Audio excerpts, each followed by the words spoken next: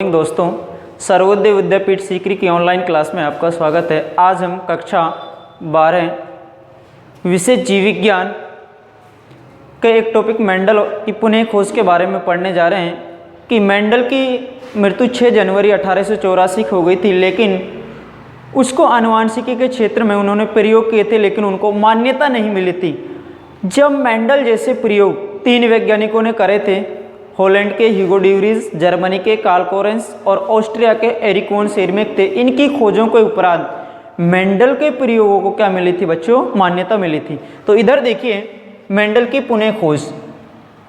तो सबसे पहले जो वैज्ञानिक आनुवांशिकी के क्षेत्र में मेंडल ही थे, उसके बाद जो प्रयोग किए थे, एक तो थे हॉलैंड के ह्यूगो ड्यूरिस, दूसरे थे जर्मनी के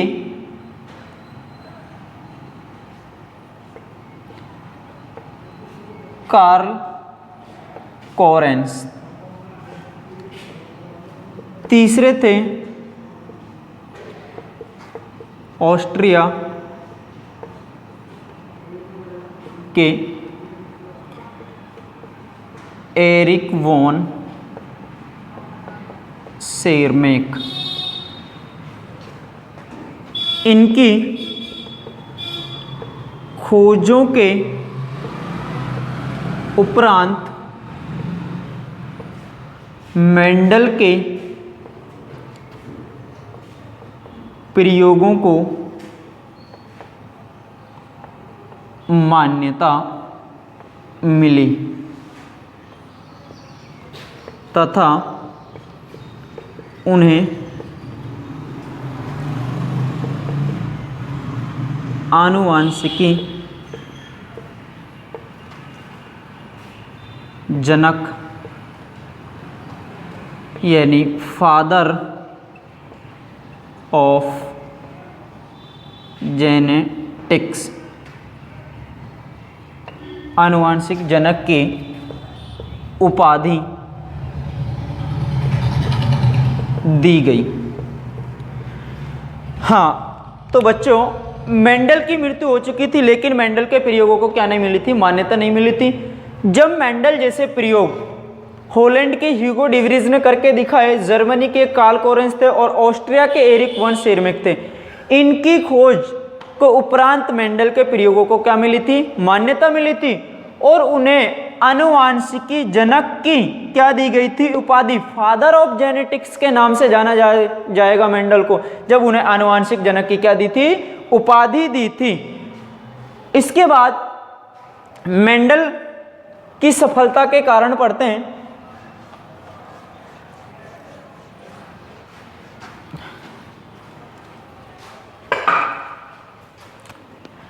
हेडिंग डालिए बच्चों, मेंडल की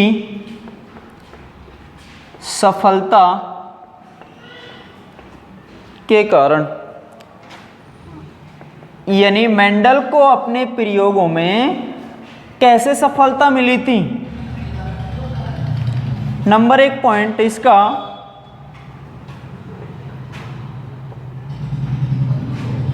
मेंडल ने अपने प्रयोगों का पीढ़ी दर पीढ़ी अध्ययन किया।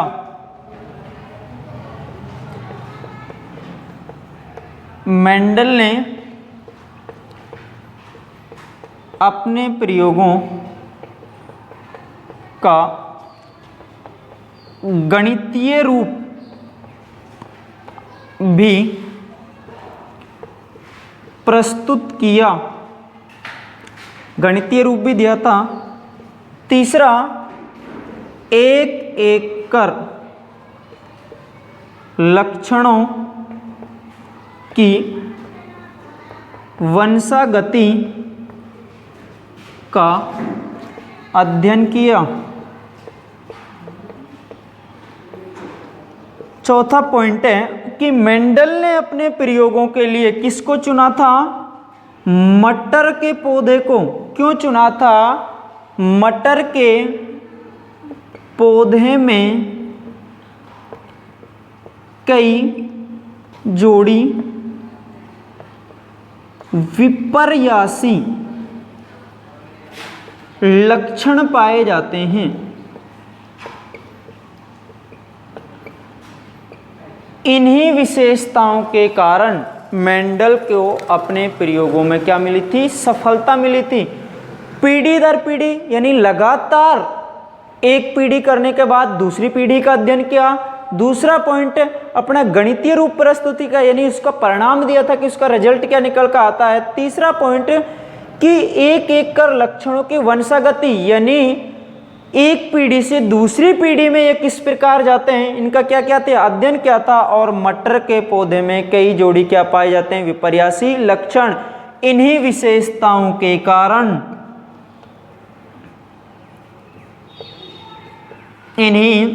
विशेषताओं के कारण मेंडल को सफलता प्राप्त हुई। सफलता क्या हुई? प्राप्त हुई। हाँ, तो बच्चों ये थे मेंडल की सफलता के कारण थे। अब नेक्स्ट हम पढ़ने जा रहे हैं मेंडल के नियमों का महत्व क्या है।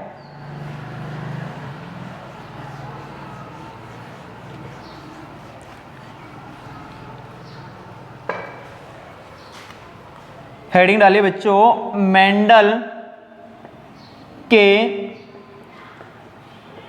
नियमों का महत्व।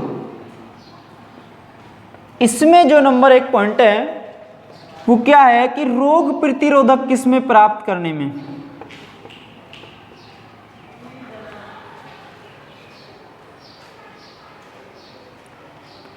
रोग प्रतिरोधक किस्म प्राप्त करने में।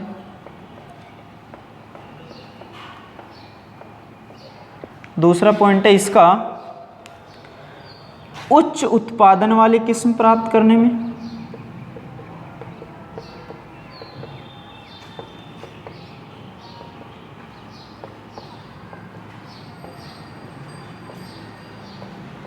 तीसरा पॉइंट है कि संकरण के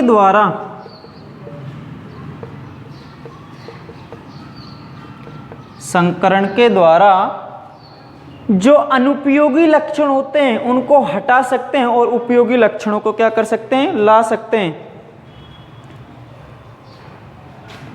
संकरण के द्वारा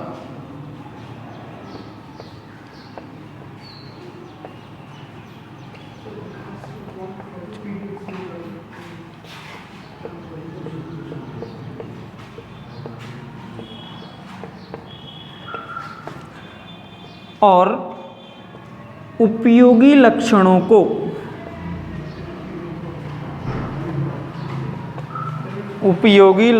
को एक ही जाति में लाया जा सकता है। चौथा पॉइंट है संकर संतति में नए लक्षणों के बारे में पता चलता है। नए लक्षणों के बारे में क्या होता है? पता चलता है। तो मेंडल के नियमों के ये 4 महत्व क्या थे? पहला पॉइंट क्या है? रोग प्रतिरोधक किस्म प्राप्त करने में, यानी रोगों से लड़ने की किस्म प्राप्त करने में अपन संकरण विधि का उपयोग कर सकते हैं। दूसरा, उच्च उत्पादन वाली किस्म प्राप्त करने में। उच्च उत्पादन, यदि कोई किस्म कम फसल पैदा कर रही है तो उसमें अपन संकरण कराकर उच्च उत्पादन वाली अपन क्या प्राप्त कर सकते हैं? किस्म प्राप्त करते हैं। जैसे निम्न किस्म संकरण का क्रॉस किससे करा देते हैं? उच्च किस्म वाली संकरण से करा देते हैं। तो मीडियम किस्म आपको क्या हो जाती है, प्राप्त हो जाती है। फिर मीडियम किस्म का क्रॉस दोबारा से उच्च किस्म वाली उस जाति से कराया जाता है, तो फिर उसका धीरे धीरे आप ऐसे आपको उच्च किस्म वाली पौधे प्राप्त हो जाते हैं। तीसरा पॉइंट है कि संकरण के द्वारा अनुपयोगी लक्षणों को हटाया जा सकता है और उपयोगी लक्षणों को एक ही जाति में क्या कर सकते हैं, अपन ला सकते हैं। और लास्ट इसका जो पॉइंट है कि संकर संतति में, संकर संतति बच्चों वो होती है जो संकरण के दौरान, किसके दौरान, संकरण के दौरान बीज की संतति प्राप्त होती है, बीज की प्राप्त क्या, बीज की संतति प्राप्त होती है, उसे अपन संकर संतति के नाम से जानते हैं, संकर संतति कहते हैं। जैसे हमने लंबे और बोने में क्रॉस कराया था, लंबा लिया था और एक क्या लिया था, बोना, इनका आपस में क्या करा दिया था बच्चों, क्रॉस करा दिया था। क्या करा दिया था, क्रॉस करा दिया था। तो यहां पर capital T, small T, capital T, small T, capital T, small T, capital T और स्मॉल टी। तो बच्चों ये वाली जो किस्म प्राप्त हुई है, ये आपकी कौन सी है, संकर संतति है। कौन सी है, संकर संतति।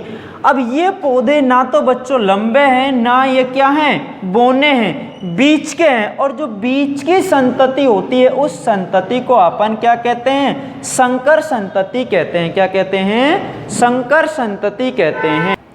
हाँ तो बच्चों आज के लिए इतना ही, और कल हम नेक्स्ट वीडियो लेकर आएंगे। धन्यवाद।